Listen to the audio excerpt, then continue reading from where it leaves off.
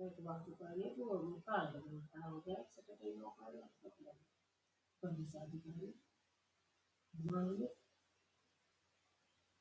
तो चुप हो जाए।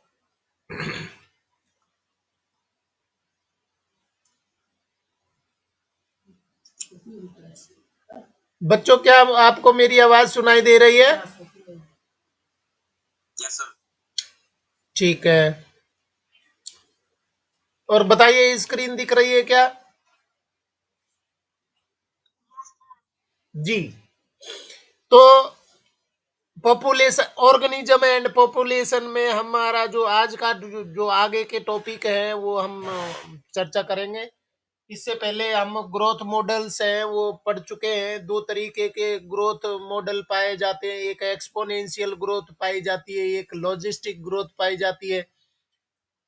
एक्सपोनेंशियल ग्रोथ में क्या होता है कि बहुत रैपिडली ग्रो करते हैं और उनका जो कर्व जो बनता है वो है जे शेप का होता है। परंतु वहां पर दिक्कतें हैं। पहले भी हम चर्चा कर चुके हैं। मान लीजिए एक्सपोनेंशियल ग्रो कर रही है कोई भी पॉपुलेशन है, नंबर में या बायोमास में बहुत तेजी से बढ़ रही है, तो इस तरीके का ग्रोथ कर्व आता है। और वहां पर इसका जो इसको फॉर्मूले के फॉर्म में रिप्रेजेंट करते हैं तो D N upon D T equal to R N, जो इनिशियल टाइम पर है। और यहाँ पर जो इम्पोर्टेंट फैक्टर है ये आर फैक्टर है, जिसको रिप्रोडक्टिव या इंट्रिंसिक ग्रोथ फैक्टर बोलते हैं, जो कि पॉपुलेशन की साइज को डिटरमाइन करता है। इसके बाद में जो दूसरे टाइप का, अब यहाँ पर क्या है कि शुरुआत में पॉपुलेशन की ग्रोथ है वो स्लो होती है, जिसको लैग फेज बोलते हैं। उसके बाद में नेक्स्ट स्टेज है लॉग फेज है, जिसको एक्सपोनेंशियल फेज बोलते हैं। और क्योंकि कंडीशंस है वो सूटेबल बोली गई है तो बहुत तेजी से वो ग्रो करेगा। परंतु ऐसा कहीं पर नहीं होता नेचर में कि हमेशा आइडियल सिचुएशन बनी रहे। वहां पर सिचुएशन एडवर्स हो जाती है और जैसे ही एडवर्स कंडीशंस होंगी वो पॉपुलेशन एकदम से क्रैश हो जाएगी, एकदम से डिसरप्ट हो जाती है। तो इस तरीके का जो ग्रोथ कर्व आता है वो जे शेप का आता है। और जो रैपिडली ग्रो करती है पॉपुलेशन वो कहलाता है एक्सपोनेंशियल ग्रोथ मॉडल।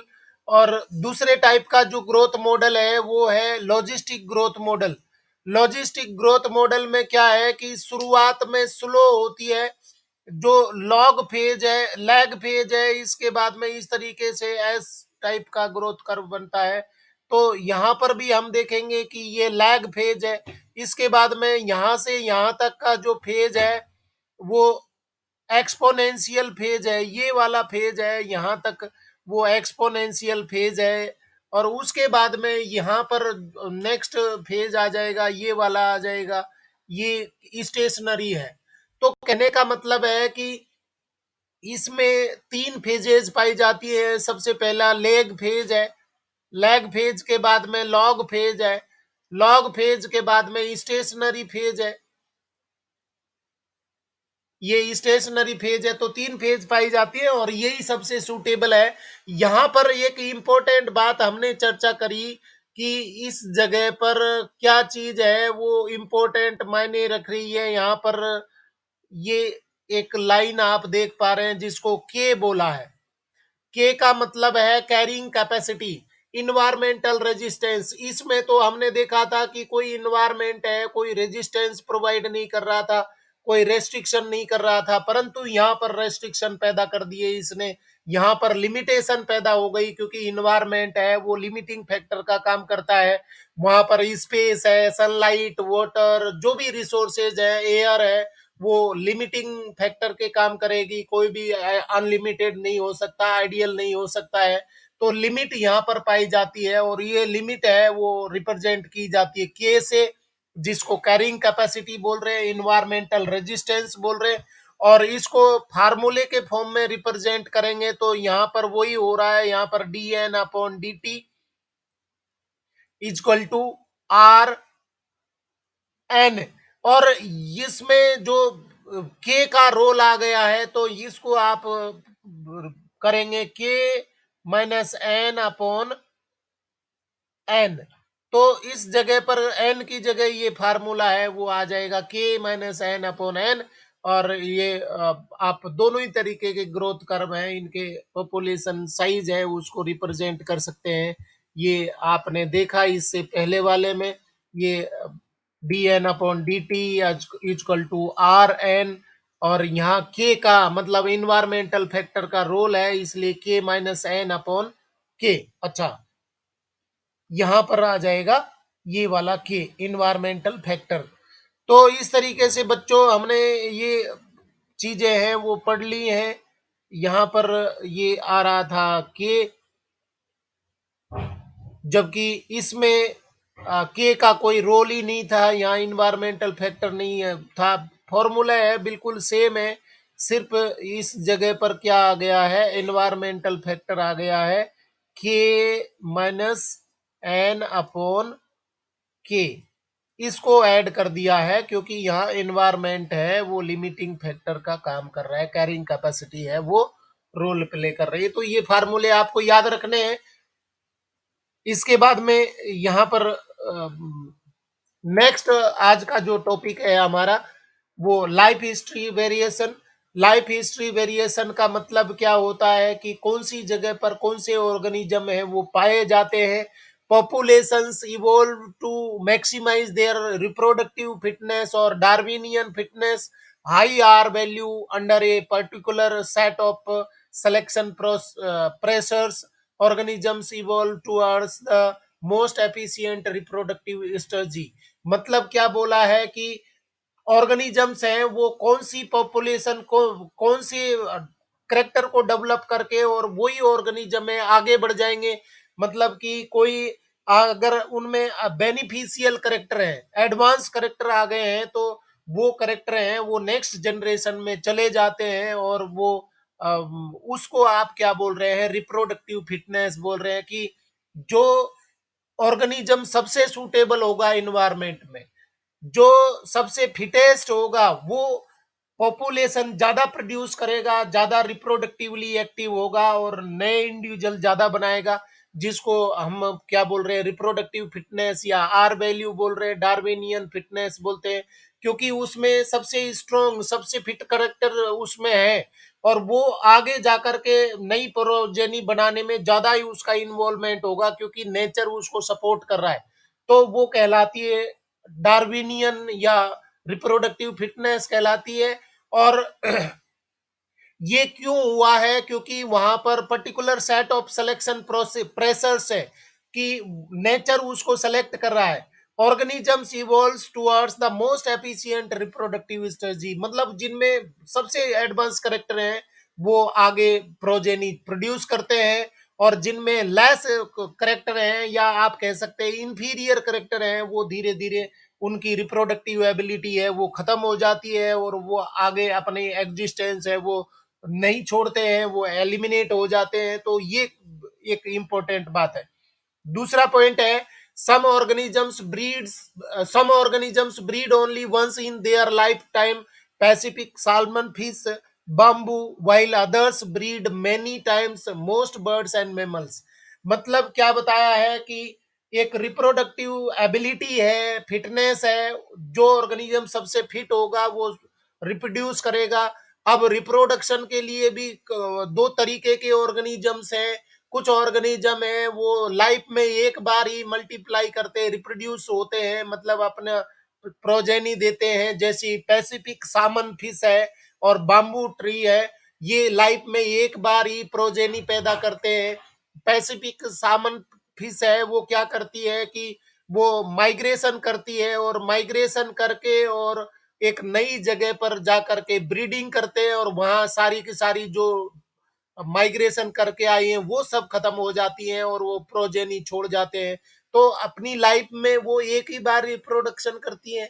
इसके बाद में बाम्बू प्लांट है वो भी लाइफ में एक बार ही प्रोडक्शन करता है, रिप्रोडक्शन करता है, और वो रिप्रोडक्शन के बाद में वो एक्सटिंक्ट हो जाते हैं, मतलब वो ओल्डर पेरेंट्स हैं वो मर जाते हैं और प्रोजेनी है वो छोड़ जाते हैं।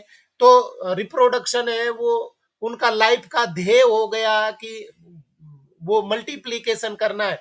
उनको पता है कि जब रिप्रोडक्शन करेंगे तो डेथ होगी, परंतु फिर भी वो अपनी प्रोजेनी को बचाए रखने के लिए, अपनी स्पीसीज को बचाए रखने के लिए रिप्रोडक्शन करते हैं। कुछ ऑर्गेनिजम्स ऐसे होते हैं जो थ्रू आउट लाइफ वो रिप्रोडक्शन करते हैं, breed many times. Most birds and mammals, बहुत सारे बर्ड्स और मेमल्स हैं वो रिप्रोडक्शन करते हैं लगातार, थ्रू आउट रिप्रोडक्टिव लाइफ में वो रिप्रोडक्शन करते हैं, मल्टीप्लीकेशन करते हैं।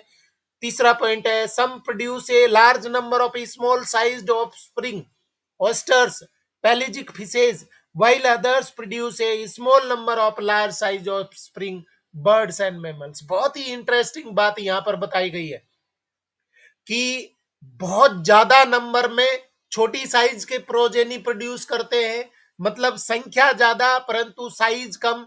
और दूसरे उसके उलट है कि संख्या कम परंतु साइज बड़ी। तो आप देखेंगे एलिफेंट है वो एक बच्चा पैदा करता है, जबकि कुत्ता है वो 5 6 7 8 बच्चे पैदा करता है। तो यहाँ पर साइज में बड़ा, नंबर में कम, और एक जगह पर नंबर में ज्यादा परंतु सम साइज में वो छोटे होते हैं। तो ये कहलाती है some produce a large number of small sized offspring, example oysters pelagic fishes, while others produce a small number of large size of spring birds and mammals। और यहाँ पर ये क्यों होता है इसके बारे में भी बताया गया है कि क्योंकि वहां पर ज्यादा नंबर में प्रोड्यूस करने का कारण है कि उनको थ्रेटनिंग है, वो आगे जा करके अडल्ट होंगे कि नहीं होंगे, वहां पर उनके खत्म होने के चांसेस ज्यादा है, इसलिए संख्या में ज्यादा प्रोड्यूस किए जाते हैं। जबकि बर्ड्स और मैमल्स में पेरेंटल केयर है बहुत परफेक्ट होती है, बच्चों को केयर की जाती है, तो वहां पर डेथ होने के चांसेस कम होते हैं। जब डेथ होने के चांसेस कम होते हैं तो नंबर ऑफ इंडिविजुअल्स हैं वो कम प्रोड्यूस किए जाते हैं, प्रोजेनी है वो साइज में बड़ी होती है परंतु नंबर में कम होती है।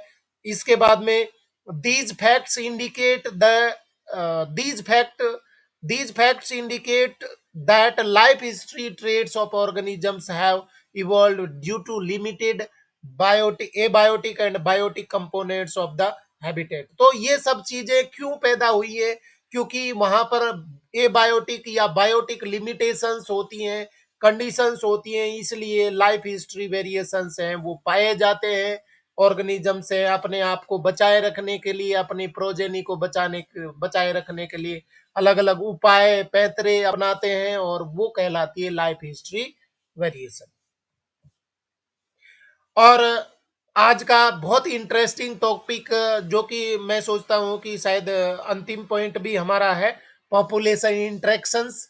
इंटरेक्शन का बहुत सिंपल सिंपल मीनिंग है आपने देखा कि दो तरीके के कंपोनेंट्स हैं वो पाए जाते हैं लिविंग ऑर्गेनिजम्स में, यहाँ इकोसिस्टम में दो टाइप के कंपोनेंट पाए जाते हैं, एक है बायोटिक फैक्टर है और दूसरे ए बायोटिक फैक्टर। तो दो तरीके के इकोसिस्टम में, इकोलॉजी में फैक्टर पाए जाते हैं।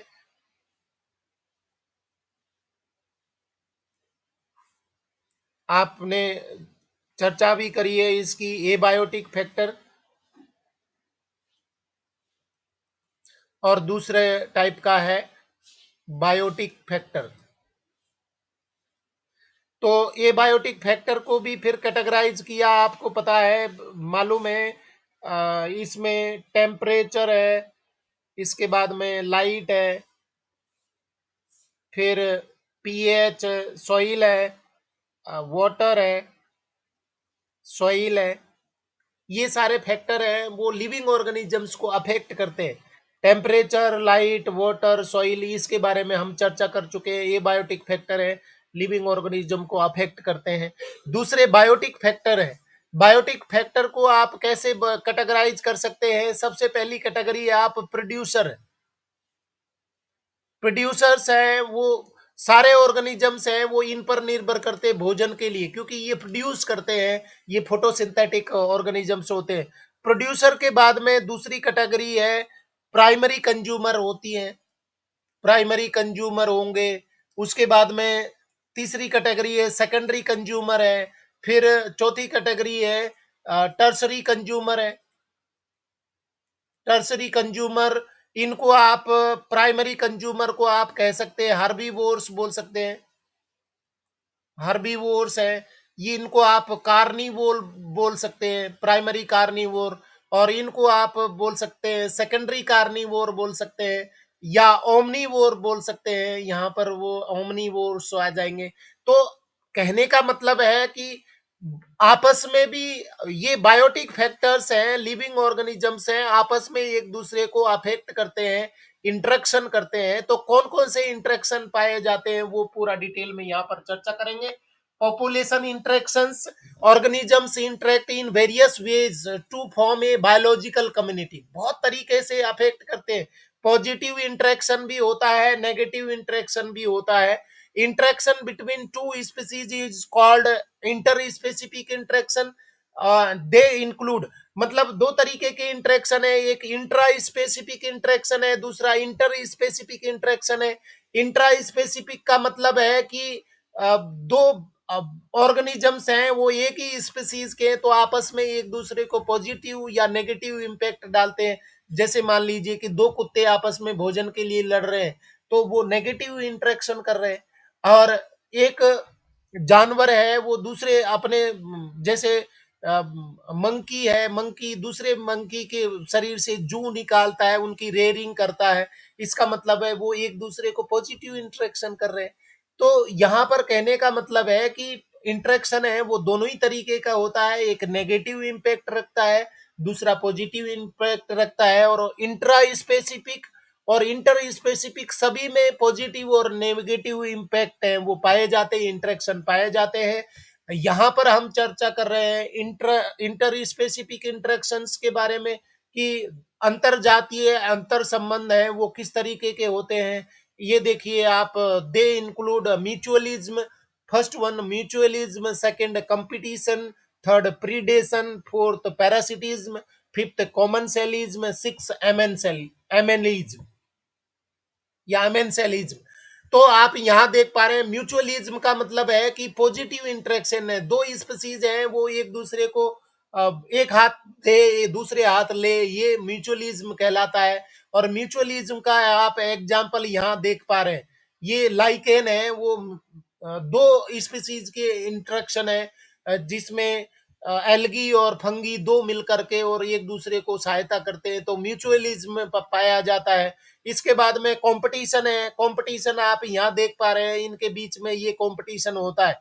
दो आपस में जानवर हैं, लकड़बग्गे हैं, वो शिकार के लिए झगड़ा कर रहे हैं, या दो स्पीसीज के बीच में भोजन के लिए इंटरेक्शन हो रहा है, कंपटीशन हो रहा है, तो उसको कंपटीशन हम कह रहे हैं। इसके बाद में प्रीडेशन में आप देखिए, तीसरे नंबर पर आप प्रीडेशन, ये जंगली भैंस है, वो उसका शिकार कर रहा है, शेर शिकार कर रहा है, तो एक को फायदा हो रहा है, इसको भोजन मिल रहा है, परंतु इसकी तो लाइफ ही खत्म हो रही है। तो ये कहलाता है प्रीडेशन, जिसमें एक को फायदा होता है, दूसरे को नुकसान होता है।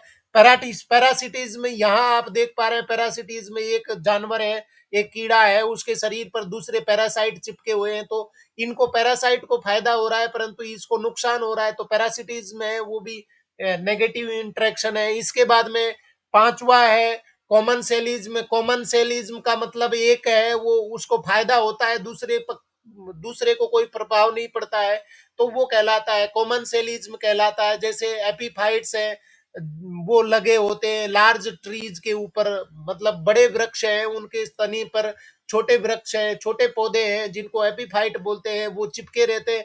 अब बड़े तने पर कोई आए कि नहीं आए वो उसका कोई फर्क नहीं पड़ेगा, परंतु इनको यहाँ पर जगह मिलती है।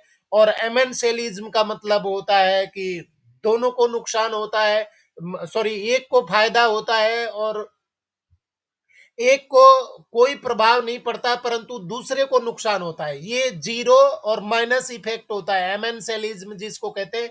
एक को नुकसान हो रहा है परंतु दूसरे को कोई फर्क नहीं पड़ता, तो वो कहलाती है एमेंसेलिज्म।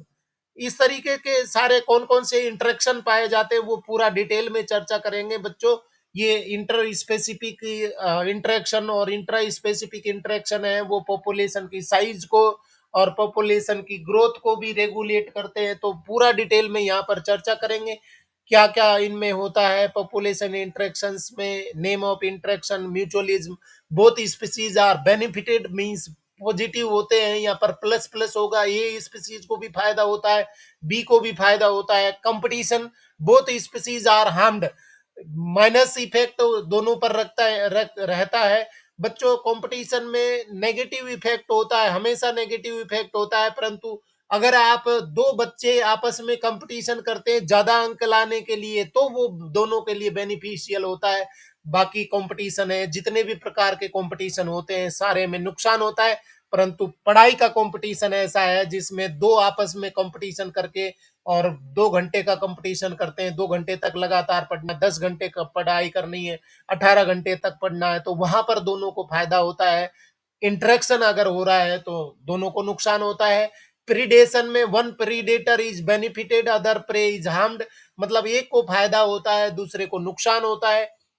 Parasitism, one parasite is benefited other host is harmed, मतलब पैरासाइट को फायदा होता है, भोजन मिलता है, रहने को जगह मिलती है, परंतु दूसरे को नुकसान होता है, जिसकी शरीर पर रहता है या जिसके शरीर से खून चूसता है उसको माइनस इफेक्ट रखता है।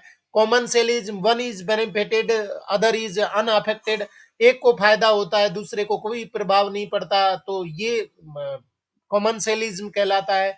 और amensalism, one is harmed other is unaffected, एक को नुकसान होता है दूसरे को कोई प्रभाव नहीं पड़ता। In predation, parasitism, commensalism, the interaction species, interacting species live closely together, मतलब प्रीडेशन है, पैरासिटिज्म और कॉमन सेलिज्म, यहाँ पर क्या है कि दो स्पीसीज का क्लोज रिलेशन होना जरूरी है, वहां एक साथ में रहने चाहिए, तब जा करके ये एक दूसरे को अफेक्ट करते हैं। सारा डिटेल में कर लेते हैं। सबसे पहले है जी बेटा, एमेंसेलिज्म का एग्जाम्पल है वो आप मान लीजिए कोई इसका ये दिया है फंगी, कौन सा फंगी है, इसका होता है ना, अरे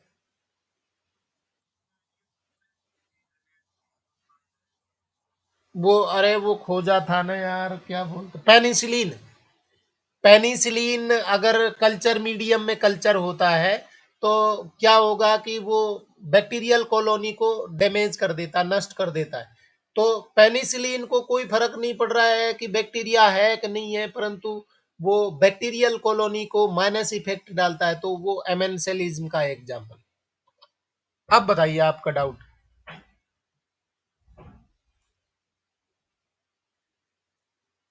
लक्ष्य बोलिए।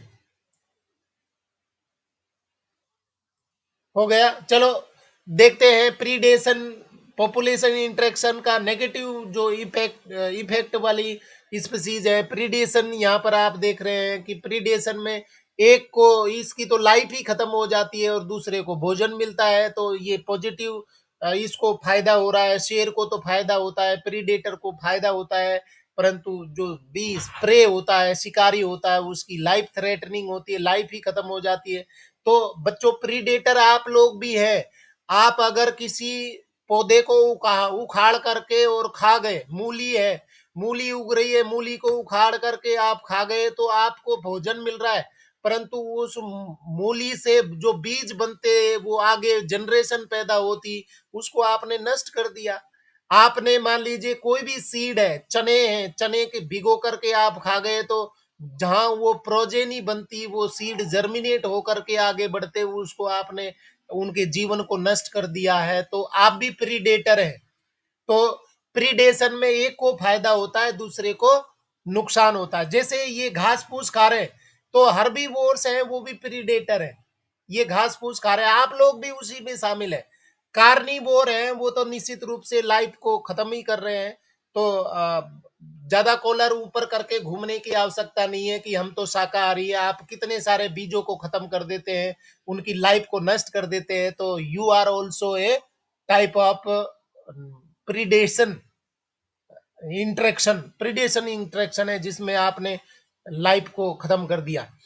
इन a broad In a broad ecological context, all carnivores, herbivores, etc. are predators. अगर बड़ा क्षेत्र मान करके चलें तो सभी कार्निवोर है, हर्बीवोर है, वो सभी क्या है, प्रीडेटर्स है. About 25% insects are phytophagous. मतलब वो फाइटोफेगस का मतलब है कि वो प्लांट को खाते हैं. If a predator overexploits its prey, then the prey might become extinct. It results in the extinction of predator. Therefore, predators in nature are prudent. बहुत ही इंपॉर्टेंट है. मतलब शिकारी है वो कभी भी अपने शिकार को बिना बात के नहीं मारता. जब उसको भूख लगी होती है तभी वो शिकार करता है. अगर उसको भूख नहीं है तो शिकार उसके बगल में घूम रहा है तो भी उसको वो नुकसान नहीं करता. क्यों, आप कई बार नेशनल ज्योग्राफिकल चैनल पर और बहुत सारे एनिमल प्लेनेट पर आपने देखा होगा कि जब शेर भूखा नहीं है तो खूब जानवर घूम रहे हैं परंतु वो आंखें बंद करके सोया रहता है. क्योंकि उसको मालूम है कि बिना बात के अगर उसने शिकार कर दिया, बिना बात के अगर जानवरों को मार दिया तो उसको भोजन कहां से मिलेगा. इसलिए वो प्रूडेंट होते हैं, वो बहुत कुशाग्र होते हैं, बुद्धिमान होते हैं, चतुर होते हैं, जिससे कि जब उनको जरूरत होती है तभी वो शिकार करते, बिना बात के नहीं करते. इसके बाद में इंपॉर्टेंस ऑफ प्रीडेटर्स. क्या इंपॉर्टेंस है, हर चीज के अपने फायदे होते हैं. प्रीडेटर्स कंट्रोल प्रे पॉपुलेशंस, बहुत ही इंपॉर्टेंट है. प्रे की मतलब शिकारी होते हैं, वो शिकार की पॉपुलेशन को कंट्रोल करने का काम करते हैं. और जब वो कंट्रोल्ड में रहेगी तो पॉपुलेशन साइज है वो मेंटेन रहेगी, उसको रिसोर्सेज है वो अवेलेबल होंगे. अगर ओवर क्राउडेड हो जाएगी तो उसको एबायोटिक फैक्टर्स लिमिटिंग फैक्टर का काम करेंगे, रेस्ट्रिक्शन पैदा कर देंगे और पूरी पॉपुलेशन है वो नष्ट हो जाएगी. इसलिए बहुत इंपॉर्टेंट होते हैं प्रीडेटर.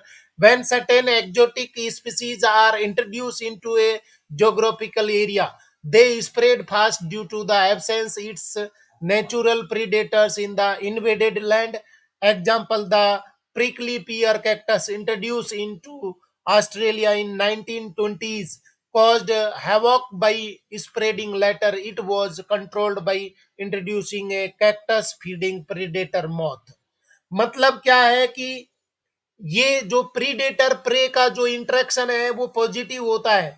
अगर यहां पर एक एग्जांपल दिया है प्रिकली पियर कैक्टस, मतलब ये एक कैक्टस है जो इंट्रोड्यूस किया ऑस्ट्रेलिया में और वो इतने तेजी से फैल गया, इतने ज्यादा फैल गया कि उसको बाद में कंट्रोल किया गया ये मौत के द्वारा.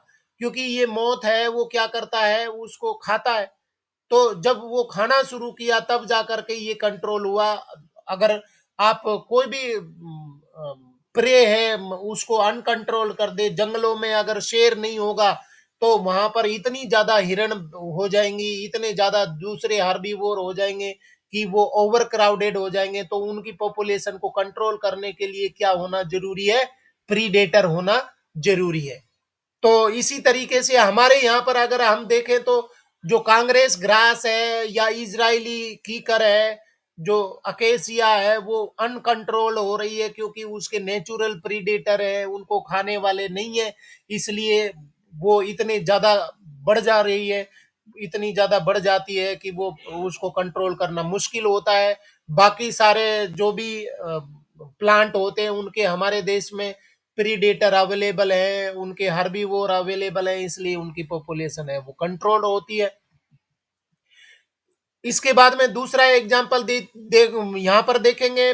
Next example, predators are used in biological control method. Biological control method के रूप में आप प्रीडेटर को आप यूज कर सकते हैं, देख सकते हैं, समझ सकते हैं.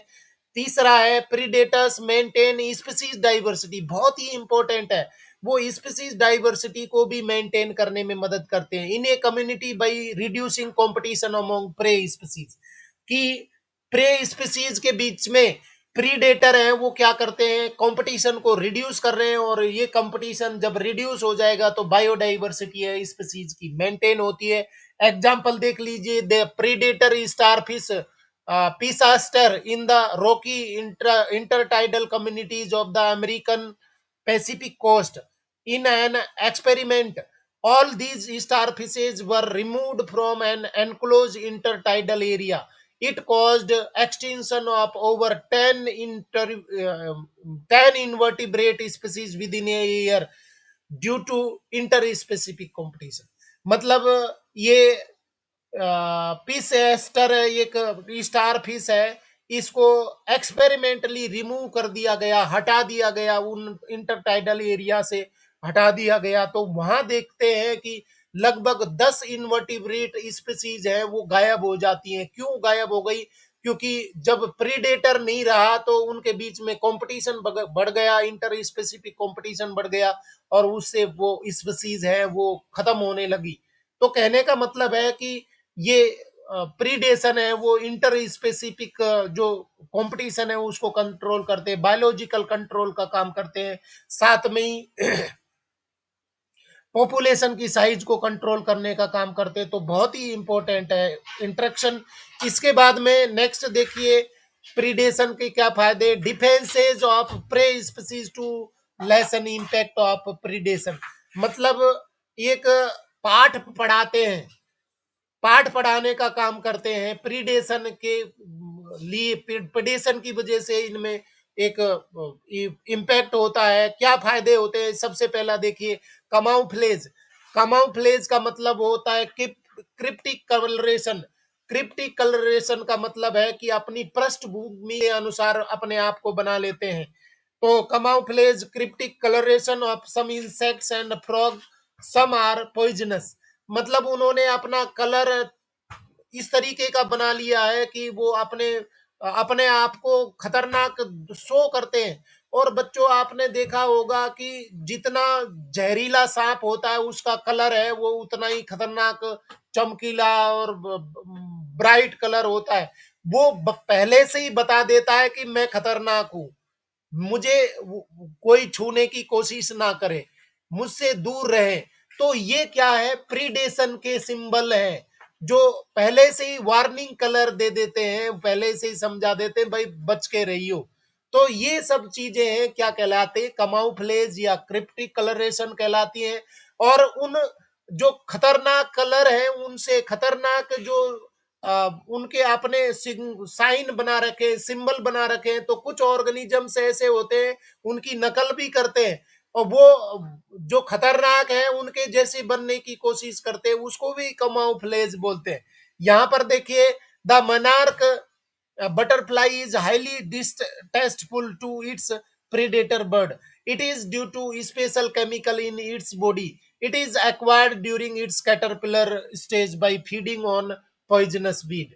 मतलब आप ये देखिए कि ये जो मोनार्क बटरफ्लाई है, इसका टेस्ट है वो खतरनाक होता है। जानवर इसको खाएंगे तो उनको बहुत बुरा लगता है। और ये कल इनका जो टेस्ट बना है वो क्यों बना है? क्योंकि जब वो कैटरपिलर स्टेज में होते हैं तो वो विशेष प्रकार का वीड खाते हैं, पॉइजनस वीड खाते हैं। इसकी वजह से इनका टेस्ट है वो डिस्टेस्टफुल होते हैं, बेस्वाद के होते हैं। अब मोनार्क बटरफ्लाई है वो अपना कलरेशन ऐसा बनाती है कि जो शिकार होते हैं वो शिकारी उसको अटैक नहीं करता।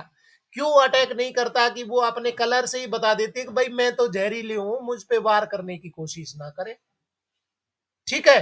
तो इस तरीके के आप यहाँ पर ये देखिए, ये जानवर है वो कैसा लीप इंसेक्ट है, वो लीप के जैसी संरचना बना ली, अपने आप को छिपा रहा है। यहाँ पर ये फ्रॉग है वो सूखी पत्तियों के जैसा बन गया। तो बहुत सारे जानवर हैं अपने आप को छुपाते हैं, बहुत सारे जानवर हैं अपना कलरेशन इस तरीके के दिखाते हैं कि डिस्टेस्टफुल है या पॉइजनस है, तो भी वो अपने आप को दिखाने की कोशिश करते हैं। तो ये सब चीजें हैं वो प्रीडेशन की वजह से आए हैं। इसके बाद में defence of prey species to lessen impact of predation की कौन कौन से उपाय उन्होंने अपना रखे हैं अपने आप को बचाने के लिए, प्रीड से प्रीडेटर से बचाने के लिए प्रे ने डेवलप कर लिए करेक्टर। सबसे पहला है thorns, most common morphological means of defence of plants, example acacia, cactus. इन्होंने कांटे बना लिए हैं जिससे कि जानवर इनको खाए नहीं, तो ये प्रोटेक्शन डेवलप कर लिया प्रे ने। इसके बाद में many plants produce chemicals that make the herbivore sick, inhibit feeding or digestion, disrupts its reproduction or kill it. मतलब बहुत सारे जानवरों, बहुत सारे प्लांट ने अपनी बॉडी में इस तरीके के केमिकल डेवलप कर लिए, अगर इसको खाएंगे तो वो जानवर, खाने वाले शिकारी जानवर हैं, वो क्या हो जाते हैं, बीमार हो जाएंगे, या उनका पेट खराब हो जाएगा, या वो मर जाएंगे।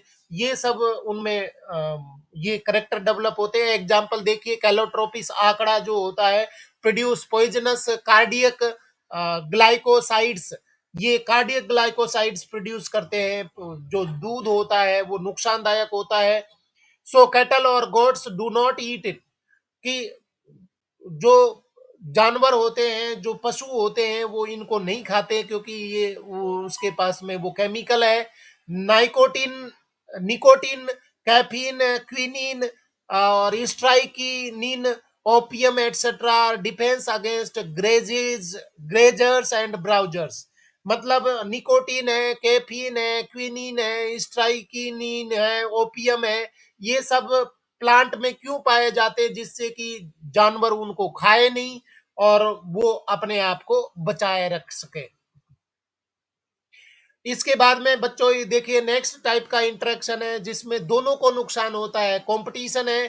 Competition, it is a process in which fitness of one species r value is significantly lower in presence of another species. मतलब एक है वो बेनिफिशियल है, सुपीरियर है, और दूसरी है वो उसके कंपैरिजन में लेस सुपीरियर है।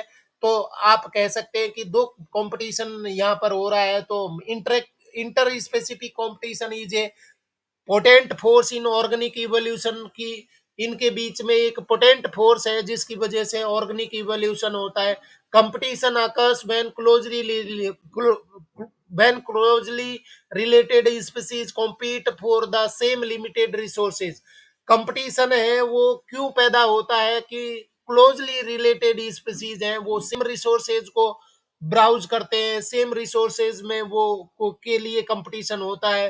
तो आप यहाँ देख पा रहे हैं, ये inter specific, intra specific interaction है। दो लकड़बग्गे आपस में शिकार के लिए लड़ रहे हैं, तो ये क्या है, ये इंट्रा स्पेसिफिक है। और एक शेर है जिसने शिकार किया है और उसके मांस को छीनने की कोशिश कर रहे दूसरे लकड़बग्गे। तो ये है इंटर स्पेसिफिक कंपटीशन, जिनमें दोनों को ही नुकसान होता है। वो भोजन के लिए लड़ रहे हैं, तो कभी शेर उसको, लकड़बग्गे को मार सकता है, या कई बार आपने देखा होगा कि लकड़बग्गे ग्रुप में होते हैं और शेर को भगा देते हैं। तो कंपटीशन यहाँ पर हो रहा है, दोनों ही सिचुएशन में नुकसान होता है। Unrelated species can also compete for the resources, जो संबंध नहीं है वो भी आपस में कंपटीशन कई बार उनमें पाया जाता है।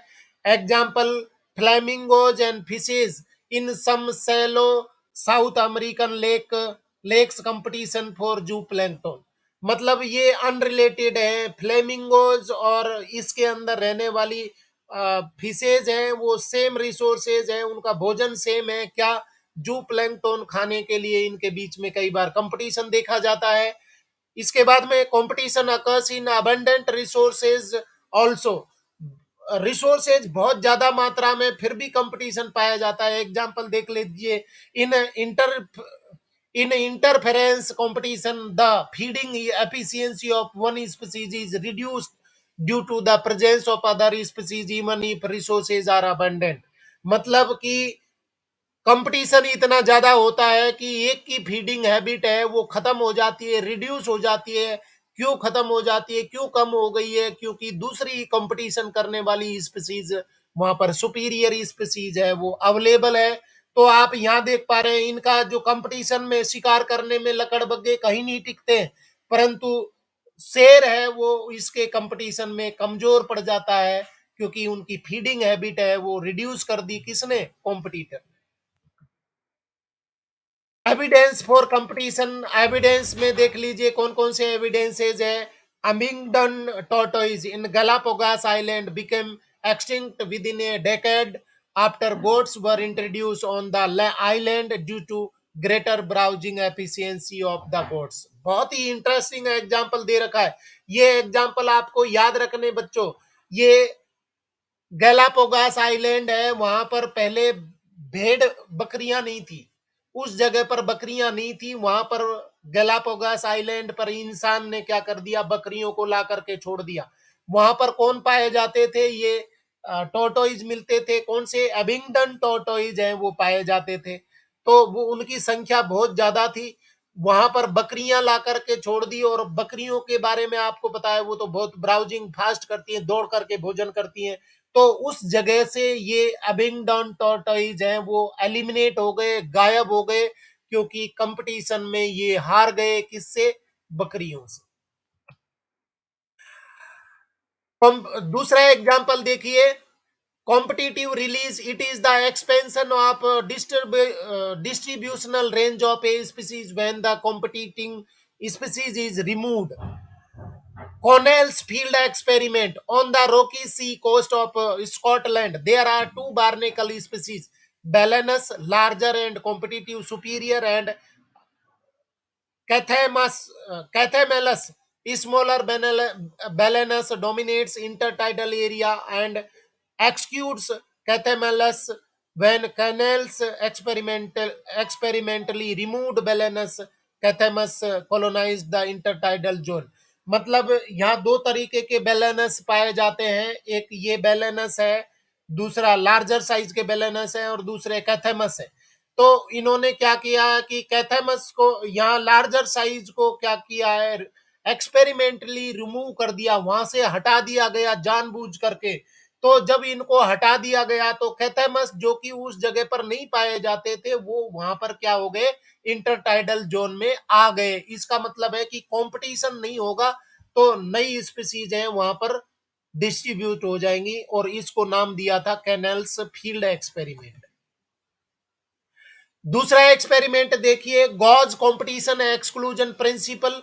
It is said that two closely related species competing for the same resources cannot coexist indefinitely, and the competitively inferior one will be eliminated eventually। बहुत ही अच्छा एक्सपेरिमेंट यहाँ पर बताया गया है कि दो स्पीसीज आपस में सेम रिसोर्सेज को कॉम्पीट कर रही हैं, तो उनमें क्या होता है कि जो सुपीरियर है वो सरवाइव करेगी, और इंफीरियर स्पीसीज है वहां से गायब हो जाएगी, एलिमिनेट हो जाएगी। दोनों स्पीसीज सेम रिसोर्सेज के लिए कंपटीशन कर रही है, तो दोनों साथ साथ में नहीं रह सकती, एक को वहां से हटना होगा। स्पीसीज फेसिंग कंपटीशन में इवॉल्व मैकेनिज्म फॉर को existence rather than exclusion. Example resource partitioning.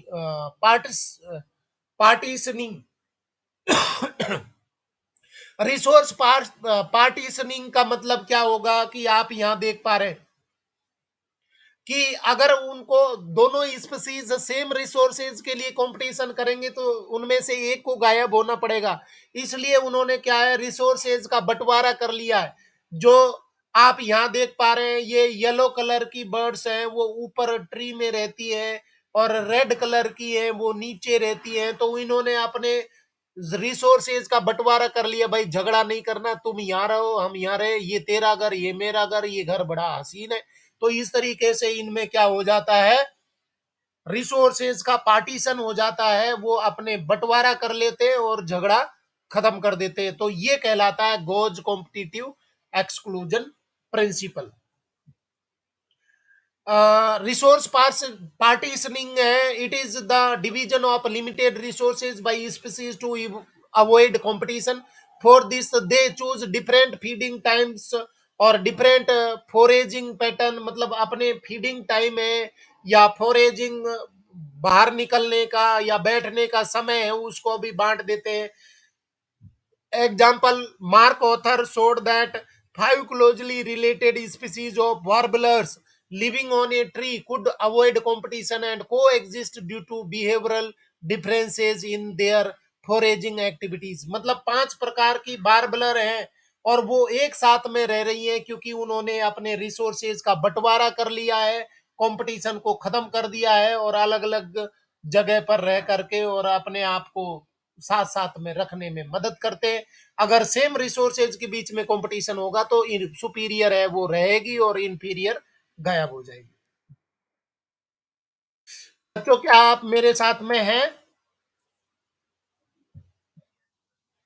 जी। तो नेक्स्ट पॉइंट है हमारा पैरासिटिज्म में। पैरासिटिज्म का मीनिंग आपको अच्छे से पता है। Many parasites are host specific, they can parasitized only a single host species, they tend to co-evolve. That is, if the host evolves special mechanisms against the parasite also evolves mechanisms to counteract them to remain with the same host. मतलब ये parasite है वो host specific होते हैं। अगर आपने host ने कोई नया करेक्टर डेवलप कर लिया है तो पैरासाइट है वो भी अपना डिफेंस डेवलप करके और साथ साथ में बने रहने में मदद करेगा। आप यहाँ देख पा रहे हैं parasitic wasp larvae emerged from a caterpillar tomato hornworm. तो यहाँ पर ये देख पा रहे हैं ये कसकुटा है, ये आप देख पा रहे हैं, और ह्यूमन पेडिकुलस है, जू है, जू में भी अपने करेक्टर है। तो वो हमेशा अपने आप को होस्ट के साथ में जोड़े रखने में, बचाए रखने में मदद करते हैं। अडेप्टेशन ऑफ पैरासाइट्स, कौन कौन से अडेप्टेशन पाए जाते हैं पैरासाइट में जिससे कि वो होस्ट के साथ में जुड़े रहें, अपने आप को बचाए रख सकें। तो सबसे पहला है लॉस ऑफ सेंस ऑर्गन्स। उनको सेंस ऑर्गन्स की जरूरत नहीं है क्योंकि वो होस्ट की बॉडी पर रहना है। तो आईज हैं वो बहुत ज्यादा डेवलप नहीं होती है, इसके साथ में ही उनके दूसरे सेंस ऑर्गन्स हैं वो नहीं पाए जाते हैं। प्रेजेंस ऑफ अडेसिव ऑर्गन्स और suckers to cling on to the host, उनके बॉडी पर सकर होंगे, चूषण अंग होंगे जिससे कि वो बॉडी पर होस्ट के साथ में चिपके रहे। और लॉस ऑफ डाइजेस्टिव सिस्टम, क्योंकि वो ऑलरेडी डाइजेस्टेड सिंपल फॉर्म का फूड लेते हैं तो डाइजेस्टिव सिस्टम है वो बहुत ज्यादा डेवलप नहीं होता। हाई रिप्रोडक्टिव कैपेसिटी, इनकी रिप्रोडक्शन कैपेसिटी है वो ज्यादा होती है क्योंकि अपने आप को बचाए रखना है तो रिप्रोडक्टिव मैकेनिज्म है उनमें पाई जाती है। साथ में ही अपनी बॉडी के ऊपर ये स्पेसिफिक पेलिकल या स्पेसिफिक क्यूटिकल रखते हैं जिससे कि अगर वो डाइजेस्टिव सिस्टम में रहे तो भी अपने आप को डाइजेस्टिव एंजाइम से बचा सके। तो इस तरीके के बहुत सारे इनमें अडेप्टिव पैरासिटिज्म के अगेंस्ट में अडेप्टेशन हैं उन्होंने डेवलप कर लिए हैं। Life cycles of parasites are often complex. Example, human liver fluke depends on two intermediate host. Example, snails and a fish to complete its life cycle. मतलब अपनी life cycle complete करने के लिए ये इंटरमीडिएट होस्ट भी रखते हैं जैसे स्नेल्स है, फिश है। Malaria parasites needs mosquito to spread to other host. मतलब एक इंसान से दूसरे इंसान में मलेरिया पैरासाइट है वो रास्ता अपना सहारा लेता किसका, मॉस्किटो का लेता है जिससे कि वो ट्रेवल कर सके, ट्रांसमिट हो सके ill person to healthy person. Parasites harm the host, parasite है वो होस्ट को नुकसान पहुंचाना चाहते परंतु मारना नहीं चाहते। They reduce the survival population density growth and reproduction of host. They may make the host physically weak and more vulnerable to predation. मतलब वो कमजोर तो बनाते परंतु मारना नहीं चाहेगा। अगर किसी के होस्ट है वो पैरासाइट, होस्ट के बॉडी में इंटेस्टाइन में कोई पैरासाइट है तो होस्ट मरेगा तो निश्चित रूप से उसकी पैरासाइट की भी डेथ होगी। तो पैरासाइट है वो उसको मारना नहीं चाहता। वो अलग बात है कि वो कमजोर हो जाता है, उसको दूसरी बीमारियां लग जाती हैं इसलिए वो डेथ हो जाती है या बीमारी हो जाती है। बाकी वो होस्ट है उसके शरीर को वो बनाए रखना चाहता है। थोड़ा थोड़ा पिया करो, वो थोड़ा थोड़ा खून चूषण करेगा परंतु मारना कभी नहीं चाहता। वो अलग बात है कि उसको बीमारियां होकर के मर जाते हैं। तो ये उनमें पैरासिटिज्म के करेक्टर हैं। पैरासाइट दो टाइप के होते हैं, एक्टोपैरासाइट एंड एंडोपैरासाइट। एक्टोपैरासाइट जो शरीर के ऊपर पाए जाते हैं, एक्टोपैरासाइट जो शरीर के अंदर पाए जाते हैं वो endoparasite. Human lice, ticks on dog and ये आप फिश के ऊपर आप देख पा रहे हैं और कसकुटा देख पा रहे हैं, अमरबेल। ये एक्टोपैरासाइट। एंडोपैरासाइट का एग्जांपल राउंड वॉर्म्स है, एस्केरिस है, टेप वर्म है, लीवर फ्लूक है, ये सारे एंडोपैरासाइट के रूप में पाए जाते हैं। Ectoparasites, they feed on the external surface of host. Example, lice on humans, ticks on dogs. Ectoparasites, copepods in many marine fishes. Cuscuta plant on has plants. It has no chlorophyll and leaves. It drives nutrition from the host plant. female mosquito is not considered a parasite because it needs our blood only for reproduction, not as food. तो mosquito को आप parasite नहीं बोलते, क्योंकि वो सिर्फ new reproduction के लिए पैरासाइट की ये पैरासिटिक इफेक्ट रखता है, न्यूट्रिशन के लिए ब्लड सकिंग करता है, भोजन के लिए नहीं करता। भोजन तो उसका सेल शेप होता है या प्लांट शेप होता है। Endoparasite parasites that live inside the host body at different sites, liver, kidney, lungs, RBC, etc. The life cycles of endoparasites are more complex, क्योंकि बॉडी में रहते हैं तो ज्यादा कॉम्प्लेक्स होती हैं। They have simple morphological and anatomical features and high reproductive potential. इनकी reproductive potential है वो बहुत ज्यादा पाई जाती है। और बहुत इंटरेस्टिंग एग्जाम्पल है पैरासिटिज्म का, ब्रूड पैरासिटिज्म इन बर्ड्स। जो कोयल है अपना घोंसला कभी नहीं बनाती, वो कौवे के घोंसले में अपना अंडा दे देती है। और कौवा है वो पहचान नहीं पाता कि कौन सा अंडा मेरा है, कौन सा कोयल का है, और वो अंडे दे करके छोड़ देती है। कौवा है वो भी काला होता है, कोयल भी काली होती है। तो कोयल के बच्चों को कौन पालता है? कौवा पालता है। इसका मतलब है कि वो पैरासिटिज्म है वो उसने डेवलप कर लिया है। ब्रूड पैरासिटिज्म इन बर्ड्स, आप देखिए ब्रूड पैरासिटिज्म का मतलब है कि बच्चों को किसी दूसरे के यहाँ पर पलाने या बढ़ाने के लिए इनमें पैरासिटिज्म पाया जाता है। Here the parasitic birds lay eggs in the nest of its host and lets the host incubate them. Host अब उनको इंक्यूबेशन कर रहा है, उनको पाल रहा है। During evolution eggs of the parasitic birds have evolved to resemble the host eggs egg in size and color, so the host bird cannot detect the eject the foreign eggs easily. वो आसानी से पहचान नहीं सकते क्योंकि उनके resemblance आ गए, दोनों के अंडे हैं वो समान हो जाते हैं। Example brood parasitism between cuckoo and crow, कौवा और क्रो के बीच में ये ब्रूड पैरासिटिज्म पाया जाता है। कौवा है वो कोयल के अंडों को इंक्यूबेट करता है, उनके बच्चों को पालता है, और जब कौवा ये जब बच्चे बड़े हो जाते हैं, कोयल है वो अलग उड़ के चले जाती है और कौवा है वो अलग रह जाता है। ठीक है। इसके बाद में नेक्स्ट है कॉमन सेलिज्म। थोड़े से ये आसान से है, जल्दी कर लेते हैं। कॉमन सेलिज्म, कॉमन सेलिज्म का मतलब होता है कि एक को फायदा होता है, दूसरे को कोई फर्क नहीं पड़ता। एग्जाम्पल देख लेते हैं। Orchids growing as epiphytes on mango branches. Orchid plant है वो मैंगो प्लांट जो कि बिग ट्री है उसके शरीर पर, उसके इस ट्रंक पर उगते हैं। तो ऑर्किड को तो फायदा मिलता है, उनको रहने को जगह मिल रही है, परंतु आम के पेड़ है उनको कोई फर्क नहीं पड़ता। Barnacles plus growing on back of a whale zero, मतलब बार्नेकल है वो उनके व्हेल के शरीर पर उगते हैं। तो व्हेल के शरीर पर उगने से उनको, व्हेल को तो फायदा नहीं होता, परंतु बार्नेकल को फायदा मिलता है, उनको रहने को जगह मिलती है। कैटल एयरगर्ट्स एंड ग्राजिंग कैटल, ये आप देख पा रहे हैं यहाँ, ये आप पशु जब चारण होता है, पशु जब चरते हैं तो उनके पीछे पीछे बगुले हैं वो पीछे चलते रहते हैं। तो यहाँ पर पशु चरेंगे तो इनके पशु चरने की वजह से या पैर पड़ने की वजह से बहुत सारे कीड़े मकोड़े हैं वो बाहर निकलते हैं। तो जो कैटल एयरगट है या बगुले हैं इनको तो भोजन मिल जाता है और पशुओं को कोई फर्क नहीं पड़ता। कैटल एयरगट यहाँ देख पा रहे हैं। The egrets forage close to where the cattle are grazing. As the cattle move, the vegetation insects come out. Otherwise, it is difficult for the एयरगट्स to find and catch the insect. उनको आसानी हो जाती है भोजन ढूंढने में, जबकि पशुओं को कोई फर्क नहीं पड़ता कि वो बगले आए या नहीं आए।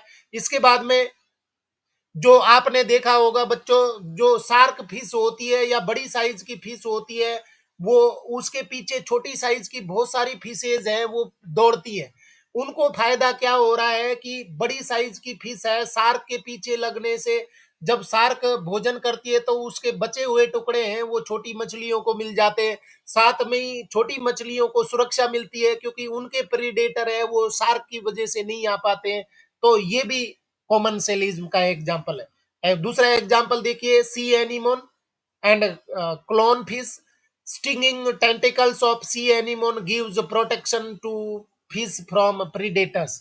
तो जो यहाँ पर सी एनीमोन है, इसमें सी एनीमोन के टेंटिकल्स में जहर होता है, इसलिए शिकारी है इसके पास में नहीं आना चाहते, जबकि ये क्लोन फिश है, इसमें आकर के इन इन क्लोन इनमें अपने आप को सुरक्षित कर लेती है। तो सी एनीमोन को तो कोई फर्क नहीं पड़ता, परंतु क्लोन फिश है उसको फायदा मिल गया, प्रोटेक्शन मिल गया। इसके बाद में है जी,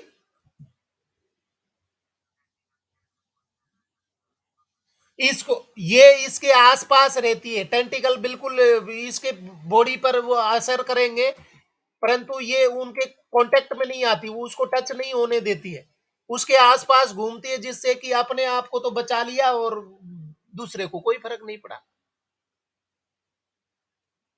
है ना। तो शिकारी हैं, इसको पास में नहीं आते। और नेक्स्ट है म्यूचुअलिज्म। म्यूचुअलिज्म का मतलब बच्चों आपको पता है, दोनों को फायदा होता है।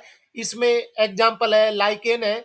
लाइकेन में दो टाइप की स्पीसीज रहती है, एक है एल्गी है, दूसरा फंगी है। एल्गी फोटोसिंथेसिस कर सकता है, फंगी वाटर मिनरल एब्जॉर्ब कर सकता है। एक अंधा है, एक लंगड़ा है, दोनों मिलकर के परफेक्ट लाइफ साइकिल कंप्लीट कर रहे हैं। तो एक एक दूसरे को बेनिफिशियल फायदा जो म्यूचुअलिज्म होता है, कनेक्शन होता है, उसको म्यूचुअलिज्म बोलते हैं। Example like an it is A mutualistic relationship between A fungus and photosynthesising algae और cyanobacteria. Example, mycorrhizae associations between fungi and the roots of higher plants. The fungi help the plant in the absorption of essential nutrients from the soil, while the plant provides the plants provides the fungi with the carbohydrates. तो बड़े size के plant है, उनके साथ में माइक्रोराइजी आ गई है, ये इसको वाटर मिनरल एब्जॉर्ब करके देती है सॉइल में, सॉइल में से, और बदले में प्लांट है वो क्या करता है, इसको भोजन देता है। इसी तरीके से एल्गी है, वो फोटोसिंथेसिस करके फंगल पार्ट को फूड देता है, और फंगल पार्ट है उसको वाटर मिनरल एब्जॉर्ब करके देता है। तो एक म्यूचुअल एसोसिएशन हो रहा है इनके बीच में। इसी तरीके से म्यूचुअलिज्म का और एग्जांपल है mutualism between plant and animals through pollination and seed dispersion. तो ये आप देखते हैं बच्चों, बहुत सारे फायदे हैं। जो इंसेक्ट होते हैं पॉलिनेशन करते हैं, तो पॉलिनेशन में दोनों ही कोई फायदा हो रहा है, प्लांट को पॉलिनेशन मिल रहा है, साथ में ही जो इंसेक्ट होते हैं उनको अपने नेक्टर मिल रहा है, फूड मिल रहा है। तो पॉलिनेशन और सीड डिस्पर्सल है, ये भी म्यूचुअलिज्म का एक बेस्ट एग्जांपल है, इंटर स्पेसिफिक है। इसके साथ में ही फिग ट्री एंड वास्प, आप देखेंगे कि गूलर है या अंजीर है, उसके अंदर छोटा सा एक कीड़ा पाया जाता है, तो वास्प इसके अंदर अंडे देता है, एग लेइंग करता है। तो यहाँ पर क्या हो रहा है, इसको रहने को जगह मिल रही है, वास्प को रहने को जगह मिल रही है, एग लेइंग की जगह मिल रही है। बदले में वास्प क्या कर रहा है, इनको पॉलिनेशन कर रहा है, इनको पॉलिनेशन करवा रहा है अंदर ही अंदर। तो दोनों को फायदा हो रहा है। अगर वो एक इनको वास्प नहीं होगा तो ये पॉलिनेशन नहीं होगा, और अंजीर में गूलर में ये कीड़ा नहीं होगा तो स्वाद नहीं आएगा बच्चों।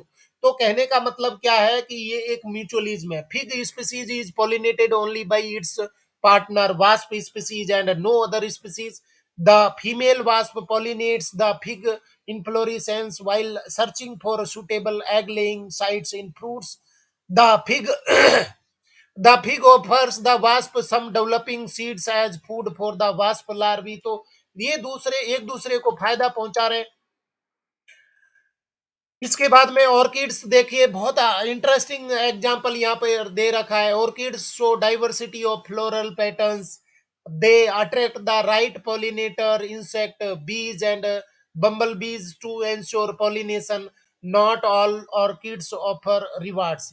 तो यहाँ पर ऑर्किड है, वो ऑर्किड का जो पेटल है वो इस तरीके का बन जाता है कि जो फीमेल जेनाइटेलिया के जैसा बन जाता है। यहाँ पर ये बीटल क्या करेगा, उसके साथ में सूडो कोपुलेशन करता है, उसको ऐसा लगता है कि ये फीमेल बी है, और वहां वो कोपुलेशन करता है, और इस कोपुलेशन प्रोसेस में वो क्या हो जाता है, पॉलिनेशन करवा देता है। तो कहने का मतलब है दोनों को फायदा हो रहा है। इसी तरीके के यहाँ पर ये दे रखा है, ये एग्जाम्पल इसमें दे रखा है। One pale sexual deceit of rice अरे sexual deceit of rice Mediterranean orchid, ये वो ऑर्किड का एग्जांपल है। One petal of its floral resembles female bee in size, colour and markings, so male bee pseudo copulates with the flower and is dusted with pollination. वो pseudo copulate करता है, ये female B के जैसा बना लेता है अपना पेटल को, और जब वो बीटल इसके साथ में कोपुलेट करता है तो उसके साथ में वो क्या हो रहा है, पॉलिनेशन करवा रहा है। When this bee pseudo copulates with the another flower it transfers pollen to it, वो पॉलिनेशन में मदद करता है। इस तरीके से एक और म्यूचुअलिज्म का एग्जांपल बच्चों, आपने देखा होगा कि जो क्रोकोडाइल होते हैं, शिकार करने के बाद में नदी के किनारे पर आकर के मुंह फाड़ करके पड़ जाते हैं। उसमें क्या होगा कि बहुत सारी छोटी चिड़िया है, उसके दांतों के बीच में फंसे हुए मांस के टुकड़े को खाती रहती हैं, तो वो भी एक म्यूचुअलिज्म है। इसमें क्या होगा कि दांत के बीचों में फंसा हुआ मांस है, वो भोजन के रूप में मिल रहा है पक्षियों को, और बदले में क्रोकोडाइल को क्या फायदा हो रहा है, वो उसके दांतों की सफाई हो रही है। तो म्यूचुअलिज्म इसका एक एग्जाम्पल यहाँ पर हो रहा है। इसके बाद में राइजोबियम बैक्टीरिया है, वो भी म्यूचुअलिज्म का एग्जाम्पल है। राइजोबियम है वो एटमोस्फियरिक नाइट्रोजन फिक्सेशन का काम करता है, बदले में प्लांट है, लेग्यूम प्लांट है, वो क्या कर रहे हैं, उसको भोजन देने का काम कर रहे हैं, रेजिडेंस दे रहे हैं, हैबिटेट प्रोवाइड कर रहे हैं। तो ये सब एग्जाम्पल है वो म्यूचुअलिज्म के। और बहुत सारे एग्जाम्पल्स आप पता लगा सकते हैं, ये सारे एग्जाम्पल आपको याद रखने। साथ में ही बच्चों याद रखिए, एमेंसेलिज्म का एग्जाम्पल मैंने आपको बता दिया। पेनिसिलिन है, पेट्री डिश में कल्चर होती है, डेवलप होती है, तो वो बैक्टीरियल कॉलोनी को नुकसान पहुंचा देती है। तो वहां पर पेनिसिलिन को कोई फर्क नहीं पड़ा, परंतु उसने बैक्टीरियल कॉलोनी को नष्ट कर दिया, तो एक को जीरो है, दूसरे को माइनस फायदा है। तो इस तरीके से हमने ये चैप्टर है वो कंप्लीट कर लिया, organism and population. Thank you very much